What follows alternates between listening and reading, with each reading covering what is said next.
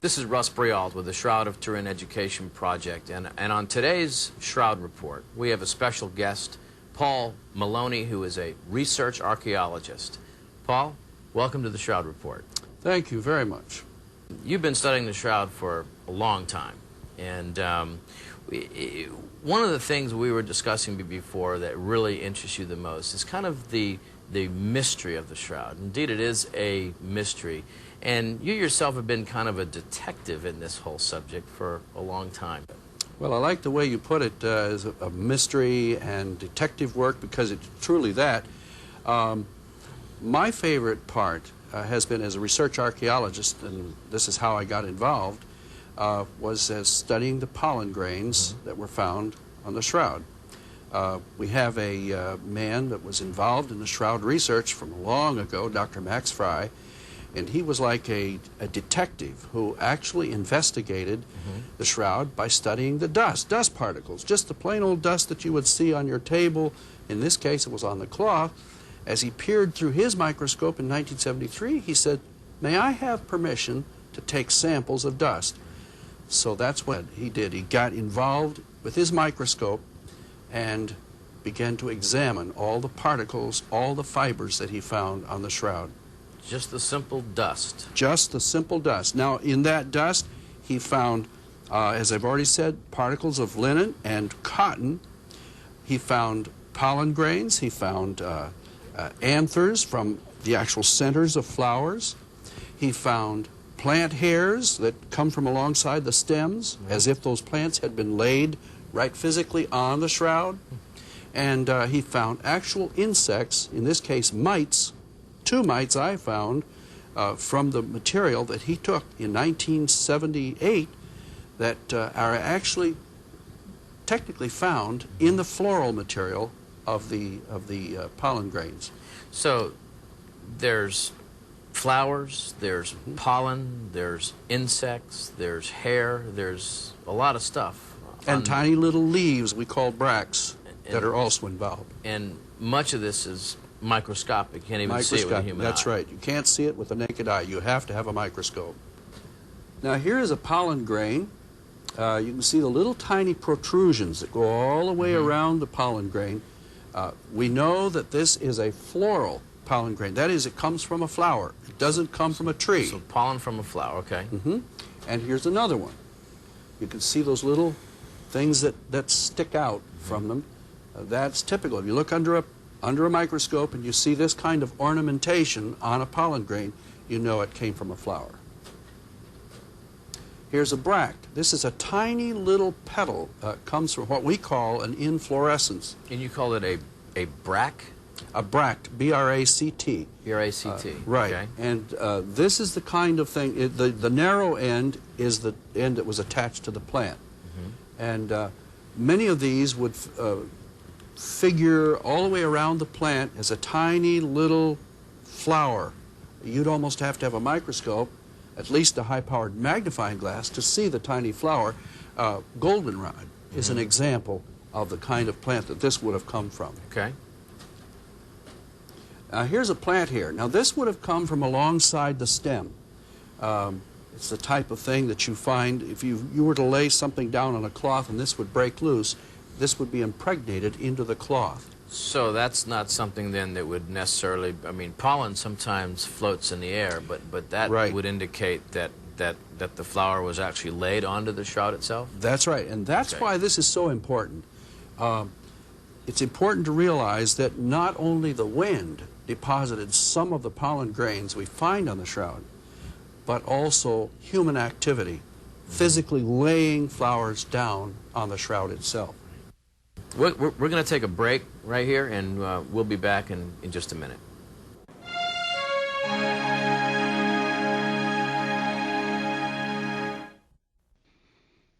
The Shroud of Turin Education Project offers a live, big-screen multimedia presentation for all audiences. For more information on how to sponsor a presentation in your area, call 770-716-7114 or email us at shroud2000@aol.com. Check out our website at www.shroud2000.com. Help bring the mystery and the message of the Shroud to your community soon.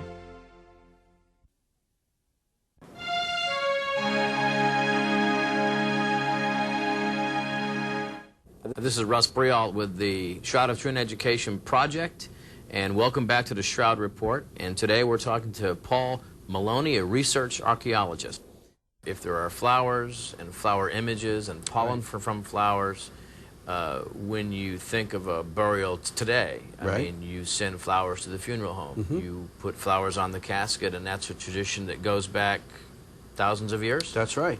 That's right. And so one of the theories is that if this is the Shroud of Christ that we're talking about here, then perhaps along with spices that they brought, they also brought flowers and perhaps banked the flowers around the head of the Shroud, or maybe the entire body. That's the first of two possibilities for human activity, the burial activity and the laying of flowers down during that activity. The second is that if this is considered by the followers of Christ later years to have been the burial cloth of Jesus, they often used flowers, particularly in the Eastern Rite, to lay flowers down on the what they call the epitaphios, literally laying the flowers down. I have a Coptic friend. No. What is the epitaphios? The epitaphios is a piece of embroidered cloth. Now, that's rather late in historical tradition. But the earliest cloths that we know of that were used on altars go back to at least Pope Sylvester, which would be around in the 300s A.D. And if they used flowers in that Eastern Rite on those altars, that could have been the source in a liturgical setting from which they get the dust from the flowers themselves and the plant parts from the flowers themselves. Oh, I see. So that the shroud itself may have been used in an early liturgical type ceremony in a church. Where it was worship service. Draped over the communion table. Yes. Isn't that one? Exactly. Okay. Yes. And so I read this one time that this whole idea, when you go into a church, oftentimes you see the communion table is covered with this long linen cloth, and that began, you said, with Pope Sylvester back in the 4th century, right? And that is supposed to represent the shroud, exactly, as his burial cloth. Because and that's where you place the communion elements, the bread and the wine, symbolizing the body and blood of Christ, and of course, if the Shroud of Turin is indeed the burial shroud of Christ, and that also contained the body and blood of Christ. That's right. Okay. And still today, in the Eastern Church, they place flowers or petals of flowers on the epitaphios. Even today. Yes. Now, this takes us into another area. How did the image of the man of the shroud get there? And that has plagued the minds of a lot of detectives in this great mystery. That really is the central mystery of the shroud. Now, a Frenchman, a pharmacologist by the name of Dr. Jean Volcranger, proposed that the inside books, when you open a book and you find the stain of plants that have been kept there, and many herbariums and even people who just save plants in their library, put them in a book and put them on the shelf and leave them there for years, when they open them, they see this imprint. And you can see here's a fern on the one side. On the right. And then on the left is the imprint from that fern. Now that paper has picked up that image. Now, one of the features on the shroud is that the image on the shroud is three-dimensional. Let's take a look at what a plant might look like under a VP8 image analyzer, which has been used to evaluate the image in 3D. Okay. Now, this is an example. It's not the same one that I just showed you, but in your mind's eye, visualize that this has a counterpart in the way of a Volcranger pattern. You put this in under the VP8 image analyzer, take a look. Everything you put under a VP8 always will produce an image. Right. And it will sometimes, to the untrained eye, look like it is three-dimensional. But now take a look at the edges here. Notice how the edges rise up and there's what appear to be veins in the center. And notice that those veins are higher. They seem raised up. That's right. This tells you that this has genuine 3D coding in the image. Information. That's right. That's right. Now this is a contact print, obviously, because it was in some book or on some piece of paper in a herbarium. But you can see because of the veining in the center, it moves. Why is that then? Why would a contact print have three-dimensional qualities? Mystery. Mystery. We are back to the mystery again. Okay. Now, Dr. Alan Mills in England has proposed some ideas he thinks might explain it, but as of the present time, we still do not know. Okay. Hypotheses are available and they need to be tested, and Dr. Alan Mills Now, has is there made some one. kind of radiation that's at work here in the creation of these plant images? We don't know. Okay. It may be strictly chemical. Is it what is I've read things about that this is referred to as a coronal image. This is not a coronal image. Okay, this is not a coronal. This is a contact image. You're going to show me a coronal image next. I am shortly going to show you one. Okay. Yes, indeed. In fact, let's go to that right now. I want to show you the man, though, who is the one who investigated coronal images. This is Oswald Scheuermann. That's right. Of near Nuremberg, Germany. This man used German coins, and he used what he calls what we now know today as Kirlian photography. It was invented by a Russian scientist, and Scheuermann used Kirlian photography to take this coin, and then what he did, he laid it on cloth, and then he applied his electrical discharge unit, which produced a coronal image. And now this on cloth is the coronal image of the coin you just saw. I see. Now, this looks a lot like what you see on the shroud. Right. Similar coloration. That's right. And is it now? Is when you look at something like this, what are some of the other qualities that this would have that would be similar to the shroud? Well, Scheuermann has demonstrated that it also has three-dimensionality to it. It is, okay. Right.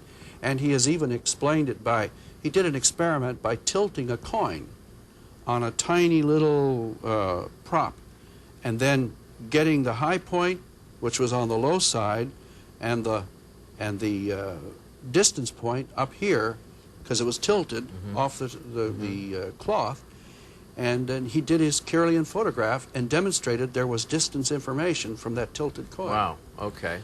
Well, this is why it makes it so difficult for us to decide whether Jean Vautringet was correct with his contact print, which contains distance information, or whether Scheuermann is correct.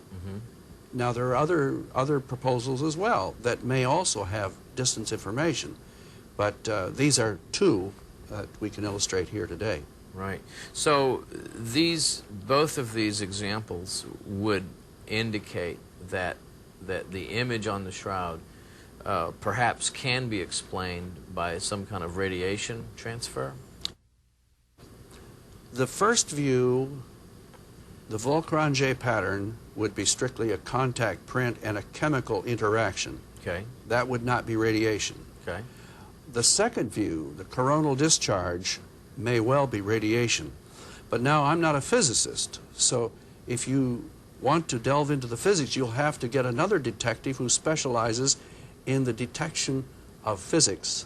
And we have several of those involved in shroud research. That's just fascinating stuff, Paul. It really is. And we're going to take a break right here, and we'll be back in just a minute.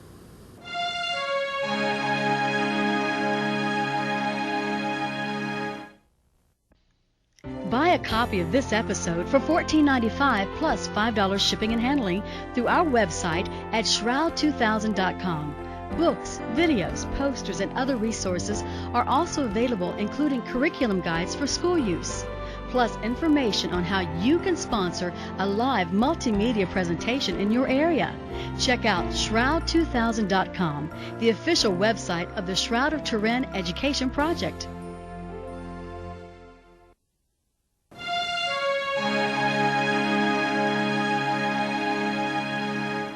This is Russ Brial with the Shroud of Turin Education Project, and welcome back to the Shroud Report. And today we're talking to Paul Maloney, a research archaeologist. Paul, we were talking during the break about so many different avenues of science that have been employed in the research and analysis of the Shroud. What are some of the avenues that have been used so far? Well, I think, Russ, I once counted some 61 or 62 subdisciplines of research that have already been applied to the Shroud itself. And it ranges all the way from art history to classical history, all the way to chemistry, hematology, physics, textile chemistry itself. You've got botany and, of course, palynology, which is the study of pollen that comes from the plants. This whole range, and including my field of archaeology, have been applied to the Shroud, as an example. That's just phenomenal how much research has been done. I read once where there's been over 250,000 scientific man-hours employed in the research and analysis of this thing. That's not surprising, and now in recent years they've applied microbiology, and that's only beginning. So there's many, many more man-hours ahead of us to try to unravel this great mystery. Now, before we were talking about the pollen and now Avinoam Danin, Israeli botanist, and he at the Hebrew University, and also Yuri Baruch, I believe, is a paleontologist. And are you familiar with their work? And maybe you can tell me. In fact, what they've done is really quite exciting. Now, Dr. Alan Wanger has proposed 28 different images, floral images, embedded in the Shroud cloth itself. So what has happened is that over the years, and these were based on Dr. Fry's researches, Dr. Danin, and later he brought his colleague Yuri Baruch into the picture, studied the Shroud. He went so far as using binoculars in Turin itself to evaluate the floral images that he saw. And he could confirm the presence of a specialized plant. Now remember, we usually use Latin terms, so this is Zygophyllum domosum, which grows only in Israel and Lebanon and the Sinai Desert. Wow. That's the only place it grows. The image of that is on the Shroud. Here's a professional botanist actually making that identification from the cloth itself. So you have so he's essentially confirming Dr. Al Wanger's view that he's found flower images, but as I understand it, Dr. Wanger actually approached Dr. Danin to confirm his suspicions. That's correct. Okay. So Dr. Danin has actually been at Danin Dr. has written Wanger's 7-8 books on the floral of Palestine. So well, he is a specialist in desert flora. Dr. Danin is for Israel. Okay. So he's truly an expert in his field, applying it to the study of the Shroud. And then with respect to the pollen, he also found some pollen from a plant that is unique to the Middle East as well. That made the image on the images. So I have 5 different proofs that the Zygophyllum is there, and Zygophyllum is distributed not all over the world, but if you want to see the map, this is Gundelia, the plant that we have most of the pollen on the Shroud of. This is the area of Gundelia, and this is the area of Zygophyllum. Well, Dr. Fry found 6 or 7 pollen types that are what we call halophytes. These halophytes are salt-loving plants, and they only grow conducively in the environment from a desert. So you have to have the cloth in a desert environment or somewhere near in order to get that kind of pollen grain on the cloth. And the only candidate for it is somewhere in the Middle East. Now there was I was reading that there's a pollen on the shroud that Uri Baruch has verified as being from Grundalia terniforte, I believe is how you say it. That's correct. Which is from a thorny plant, right, that blooms in the spring. Right, that's correct. And so what they have found is then they have pollen from a thorn plant that is unique to that part of the country, right, or part of the world, and then also images on the shroud that from plants that grow only in the Middle East. To wit, you have these two specialists that are attached to the Hebrew University saying or verifying that not that it's the shroud of Christ per se, but that verifying that this cloth must have been in Jerusalem at some point in its history. That's correct. Now, they're not making any attestations about age or dating or who's on the shroud, but they are saying that from their point of view, the evidence supports that the shroud was in Jerusalem. That's right. Well, that's a pretty fascinating piece of evidence to have something that can independently verify that the shroud originated in the Holy Land. And, now, the Max Fry's findings also tended to support the belief that the shroud was also, before it ever came to Western Europe in the Middle Ages, that it was kept in Constantinople, and then even before that in Edessa for 6 or 7 centuries. Yes, Dr. Fry pointed to one particular plant that grows only in the area around Turkey. He identified that plant as Epimedium pubigerum. And from that basis, he suggested that the sojourn had taken the shroud from the Holy Land up to Constantinople and then on over into Italy and France and the rest of Europe. By tracing the pollen trail kind of corroborates the historical trail, right, starting all the way back in Jerusalem. That's right. Or whenever it first was in Here Jerusalem. was his detective analysis trying to determine what geographical areas the shroud had made its journey through. Now, similarly, the cloth of Oviedo he traced through North Africa and across into Spain, coming into northern Spain by that way, by the same use of pollen, right, pollen analysis. Right, and we have a known historical trail for the Oviedo cloth, which is a kind of vindicates Max Fry's methodology. That's right. That has been, I think, criticized by some, and yet now vindicated by that, and also vindicated by our two professors at the Hebrew University. Right. Well, with that, we're going to go to a quick break, and we'll be right back after just a few minutes.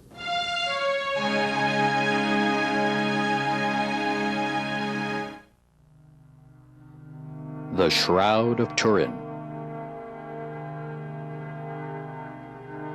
In the last 25 years, it has become the most studied artifact in human history. Is it really the cloth that wrapped the crucified body of Jesus, or simply the work of a clever medieval artist? See for yourself at shroud.com.